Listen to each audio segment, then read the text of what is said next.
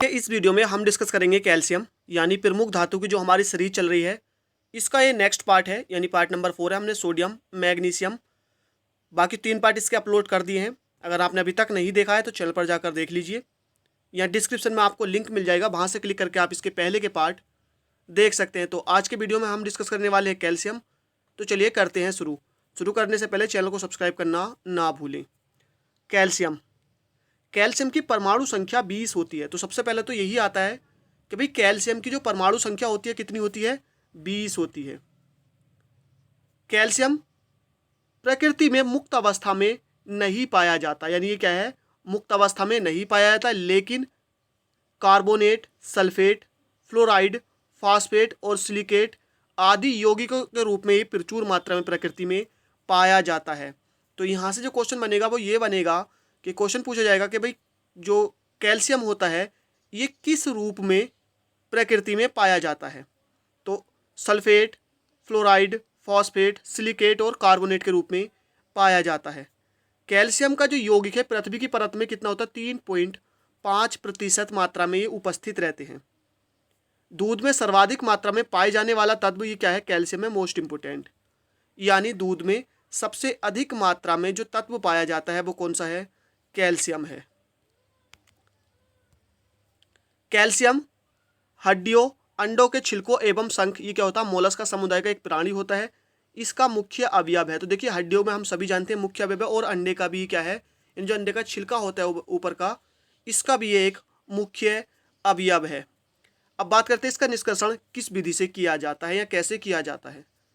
तो कैल्शियम धातु का निष्कर्षण द्रवित कैल्शियम क्लोराइड और कैल्शियम फ्लोराइड मिश्रण के विद्युत अपघटन से किया जाता है।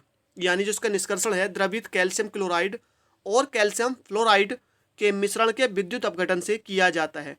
अब ये जो कैल्शियम फ्लोराइड होता है ये कैल्शियम क्लोराइड को विद्युत अपघटय बनाता है। तो क्वेश्चन यहाँ से ये बनेगा कि कैल्शियम क्लोराइड को विद्युत अपघटय कौन बनाता है, तो कैल्शियम फ्लोराइड। बात करते हैं इसके उपयोग की, तो एल्कोहल में सूक्ष्म मात्रा में उपस्थित जल को हटाने में, यानी जो कैल्शियम का उपयोग किया जाता है, तो जो एल्कोहल होता है इसमें जो सूक्ष्म यानी कम मात्रा में जो उपस्थित जल होता है इसको हटाने में इसका उपयोग किया जाता है। तो क्वेश्चन अगर आपसे ये पूछा जाता है कि कैल्शियम के यानी एल्कोहल में सूक्ष्म मात्रा में उपस्थित जल को हटाने में किसका उपयोग होता है, तो कैल्शियम का। धातुओं के निष्कर्षण में यानी निष्कर्षण में उनमें सूक्ष्म मात्रा में उपस्थित नाइट्रोजन, सल्फर, ऑक्सीजन आदि को हटाने में भी इसी का प्रयोग किया जाता है। अब बात करते हैं इसके भौतिक गुणों के बारे में। अन्य सामान्य धातु की अपेक्षा मुलायम परंतु शीशे की अपेक्षा कड़ी होती है, यानी जो नॉर्मल धातु होते हैं, नॉर्मल मेटल्स होते हैं, उनकी अपेक्षा में ये मुलायम होती है, लेकिन शीशे की अपेक्षा में क्या होती है, कड़ी होती है, यानी हार्ड होती है। उसके बाद इसका जो द्रवणांक होता है वो 851 डिग्री सेल्सियस, क्वथनांक होता है इसका 1439 डिग्री सेल्सियस, और आपेक्षिक घनत्व की बात करें तो होता है 1.55, यानी द्रवणांक 851 डिग्री सेल्सियस, क्वथनांक 1439 डिग्री सेल्सियस, और जो इसका घनत्व होता है वो 1.55 होता है। कैल्शियम विद्युत की यानी ऊष्मा और विद्युत दोनों की सुचालक होती है। मोस्ट इंपोर्टेंट, कैल्शियम जो है ऊष्मा और विद्युत दोनों की सुचालक होती है। ये क्या है, नम्य और तन्य होती है, यानी नम्य का ये नम होती है, यानी मैंने आपको पहले बता दिया कि मुलायम होते हैं, और तन्य क्या होता है मैं आपको प्रीवियस वीडियोस में भी बता चुका हूँ। इसको ताना जा सकता, मतलब इसको खींचा जा सकता है धागे के रूप में। अब बात करते हैं इसके रासायनिक गुणों के बारे में। अम्लों से प्रतिक्रिया करके यह हाइड्रोजन गैस उत्पन्न करता है, यानी जो कैल्शियम है अम्लों से प्रतिक्रिया करके हाइड्रोजन गैस उत्पन्न करता है। यह जल से यानी जल को अपघटित करके हाइड्रोजन गैस उत्पन्न करता है। देखिए अम्लों से भी हाइड्रोजन और जल को अपघटित करने पर भी ये हाइड्रोजन गैस ही देता है। क्षारों के साथ कैल्शियम कोई प्रतिक्रिया नहीं करता। तो क्वेश्चन ये पूछा जाएगा कि कैल्शियम किसके साथ कोई प्रतिक्रिया नहीं करता, क्षारों के साथ ही कोई प्रतिक्रिया नहीं करता। इसे यानी इसे hydrogen, oxygen, nitrogen, sulphur, carbon, phosphorus, chlorine और ब्रोमीन आदि धातु के साथ गर्म करने पर ये क्रम से क्या देता है, हाइड्रोक्साइड यानी hydride, oxide, nitride, sulphide, carbide, phosphide, chloride और ब्रोमाइड। यानी हाइड्रोजन के साथ क्या देता है, हाइड्राइड, ऑक्सीजन के साथ ऑक्साइड, नाइट्रोजन के साथ नाइट्राइड, सल्फर के साथ सल्फाइड, कार्बन के साथ कार्बाइड, फास्फोरस के साथ फास्फाइड, क्लोरीन के साथ क्लोराइड और ब्रोमीन के साथ ब्रोमाइड देता है। तो अगर आप इसका चाहते हैं इसको रिटिन में पढ़ना और इसको कॉपी करना, तो मैं आपको नीचे बी मीडिया का लिंक दे दूंगा, वहाँ से आप इसको पढ़ सकते हैं और कॉपी भी कर सकते हैं। चाहे तो आप इसका PDF भी फिर बना सकते हैं। अब बात करते हैं इसके यौगिकों के बारे में, यानी कैल्शियम के कौन कौन से यौगिक होते हैं और उनका जो है उपयोग क्या क्या होता है। तो सबसे पहले बात करते हैं प्लास्टर ऑफ पेरिस के बारे में, यानी POP के बारे में। तो अर्ध जल योजित कैल्शियम सल्फेट को सामान्यतः यानी पेरिस प्लास्टर कहा जाता है, यानी प्लास्टर ऑफ पेरिस कहा जाता है। यह जल के साथ तीव्रता से संयोग करता है और प्रतिक्रिया के फलस्वरूप ताप उत्पन्न करता है। देखिए इसके जो उपयोग हैं ये मोस्ट इंपोर्टेंट है और काफ़ी ज़्यादा एग्जाम्स में पूछे जाते हैं। तो प्लास्टर ऑफ पेरिस का जो यूज़ होता है, उपयोग होता है, यानी पेरिस प्लास्टर का शल्य चिकित्सा में पट्टियों के रूप में, यानी जो हड्डी वगैरह टूट जाती है उसमें जो पट्टी होती है तो उसमें जो है इसका उपयोग होता है। और साथ ही साथ मूर्ति एवं मूर्तियों के सांचे बनाने में भी इसका उपयोग होता है और ये काफ़ी ज़्यादा क्वेश्चन एग्जाम में पूछा जाता है, दोनों ही काफ़ी ज़्यादा पूछे जाते हैं। उसके बाद नेक्स्ट है नंबर 2 जिप्सम। तो कैल्शियम सल्फेट को जिप्सम कहा जाता है। इसका रासायनिक सूत्र CaSO4 × 2H2O होता है। इसे 120 डिग्री तक गर्म करने पर प्लास्टर ऑफ पेरिस में बदल जाता है, यानी जिप्सम प्लास्टर ऑफ पेरिस में बदल जाता है। जिप्सम का उपयोग पेरिस प्लास्टर और अमोनियम सल्फेट बनाने में किया जाता है। अब बात करते हैं नंबर 3 कैल्शियम फास्फेट के बारे में, यानी इसका जो रासायनिक सूत्र होता है Ca3PO4 का होल ट्वाइस। इसका जो प्रयोग होता है वो टूथपेस्ट बनाने में किया जाता है। इसका एक ही यूज़ था, वो काफ़ी इंपॉर्टेंट है।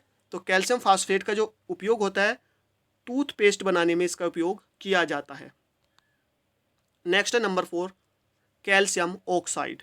इसे क्विक लाइम भी कहा जाता है। तो क्वेश्चन डायरेक्ट पूछा जाएगा कि क्विक लाइम किसे कहा जाता है? कैल्शियम ऑक्साइड को। इसका उपयोग शुष्क कारक के रूप में और निर्माण कार्यों में गारे के रूप में तथा लाइम प्रकाश उत्पन्न करने में किया जाता है। तो यहाँ से ये मोस्ट इंपोर्टेंट है, लाइम प्रकाश वाला क्वेश्चन पूछा जाएगा कि लाइम प्रकाश उत्पन्न करने में किसका उपयोग किया जाता है? तो कैल्शियम ऑक्साइड का। और आप इसको ये भी याद रख सकते हैं यहाँ से कि इसको क्विक लाइम कहते हैं, इसलिए लाइम प्रकाश में इसी का यूज होता है। अब बात करते हैं नंबर 5 नाइट्रोलियम के बारे में। कैल्शियम साइनामाइड को नाइट्रोलियम कहा जाता है। कैल्शियम साइनामाइड को नाइट्रोलियम कहा जाता है। इसका जो उपयोग है वो खाद के रूप में होता है। अब बात करते हैं नंबर 6 के बारे में, कैल्शियम हाइड्रोक्साइड। इसे बुझे हुए चूने के नाम से जाना जाता है। मोस्ट इंपोर्टेंट, बुझे हुए चूने को ही कैल्शियम हाइड्रोक्साइड के नाम से जाना जाता है। काली चूने की प्रतिक्रिया जल से कराने पर बुझा चूना क्या है? प्राप्त होता है। शुष्क बुझे चूने के ऊपर क्लोरीन गैस प्रवाहित करने से ब्लीचिंग पाउडर प्राप्त होता है। यानी शुष्क जो बुझा हुआ चूना होता है उसके ऊपर अगर क्लोरीन गैस प्रवाहित की जाती है तो ब्लीचिंग पाउडर प्राप्त होता है। इसका उपयोग कोल गैस को शुद्ध करने में, सीसा, ब्लीचिंग पाउडर, कास्टिक सोडा, गारा, सीमेंट आदि बनाने में और मकानों में सफ़ेदी करने में होता है। तो मकानों में सफ़ेदी वाला भी पूछ लिया जाता है, तो किसका होता है? कैल्शियम हाइड्रोक्साइड का या बुझे हुए चूने का उपयोग। नंबर 7 है कैल्शियम क्लोराइड। यह थोड़ी मात्रा में समुद्री जल में पाया जाता है। तो क्वेश्चन अगर आपसे पूछा जाएगा कि निम्नलिखित में से कौन सी धातु समुद्री जल में पाई जाती है? कैल्शियम का कौन सा यौगिक है जो समुद्री जल में पाया जाता है? तो कैल्शियम क्लोराइड। इसका उपयोग जल शोषक और हिम मिश्रण में किया जाता है। नेक्स्ट है कैल्शियम कार्बोनेट CaCO3। यह चूना पत्थर, संगमरमर, खड़िया आदि रूपों में पाया जाता है। इसका प्रयोग दंत मंजन, पाउडर तथा पेस्ट बनाने में किया जाता है। यानी जो दांत मांजने वाले होते हैं वो चाहे पाउडर हो या पेस्ट हो तो उसमें कैल्शियम कार्बोनेट का यूज़ किया जाता है। इसका उपयोग सीमेंट उद्योग में भी किया जाता है। अब है नंबर 9 ब्रंजक चूर्ण। यह कैल्शियम का ऑक्सीक्लोराइड होता है। इसका उत्पादन हेसेन क्लेवर विधि से किया जाता है, ब्रंजक चूर्ण का। इसे ठोस बुझे चूने में क्लोरीन गैस प्रवाहित करके बनाया जाता है। यानी ठोस बुझे चूने में क्लोरीन गैस प्रवाहित करके, मैंने आपको पीछे बताया है। इसका उपयोग कागज तथा कपड़ों को ब्रंजन में होता है। तो किसका उपयोग होता है कागज और कपड़ों के ब्रंजन में? ब्रंजक चूर्ण का। इसका उपयोग जल को संक्रमण रहित बनाने हेतु भी किया जाता है।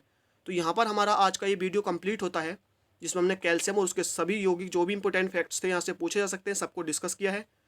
आई होप ये वीडियो आपको पसंद आई हो, तो इसको लाइक कीजिए, दोस्तों के साथ शेयर करना ना भूलें और चैनल को भी सब्सक्राइब कर लीजिए, जिससे कि हमारा भी मनोबल बढ़े और आपको लेटेस्ट नोटिफिकेशन मिलते रहें। तो थैंक यू फॉर वॉचिंग, मिलते हैं नेक्स्ट वीडियो में।